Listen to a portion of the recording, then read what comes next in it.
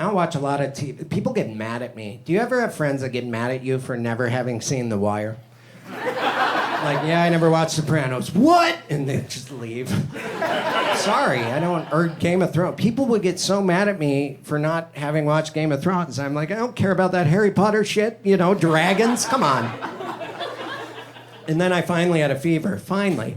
And I watched all of it. Like, sweaty, sleeping, watched all the game, like 3 years of it. And I was like, everyone's right. This is really, it is the best show. I'm not here to do a commercial for Game of Thrones, but it is the best. You got to pay attention, though. There's a lot of characters that just get introduced, and then they die. And then you're like, well, what's that mean for some of the other characters? But who cares then? They're all naked. They're all fucking and naked. There's just boobs everywhere. And then a dragon. You're like, oh, yeah, dragons. And then a kid murders an adult with a sword in the neck. And then there's and then they all fuck. And then they squished out of his eyes. Maybe the worst way to lose your brains, out the eyes. And then they all fuck again. I'm just saying you really have to pay attention to the plot when you're watching Game of Thrones. Otherwise, you end up masturbating to something horrifying.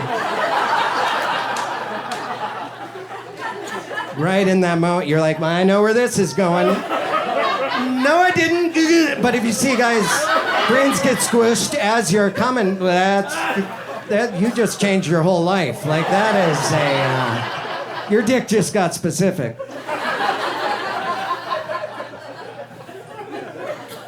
You gotta go to the Halloween store. Spice up the bedroom.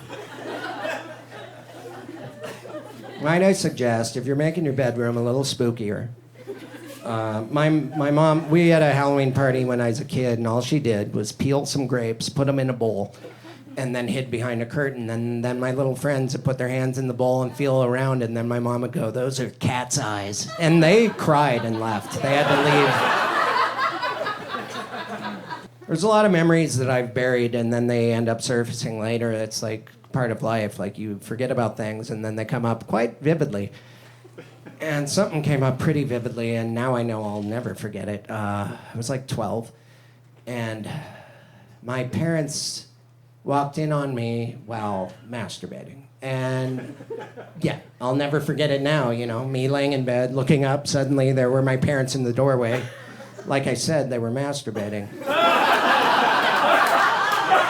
And that's just a classic switcheroo.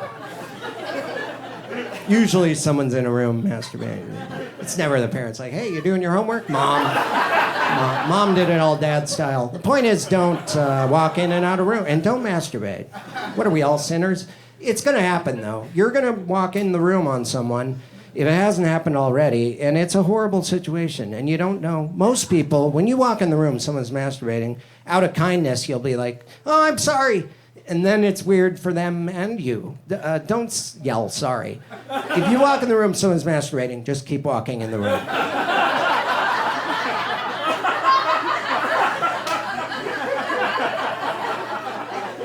And look right at them.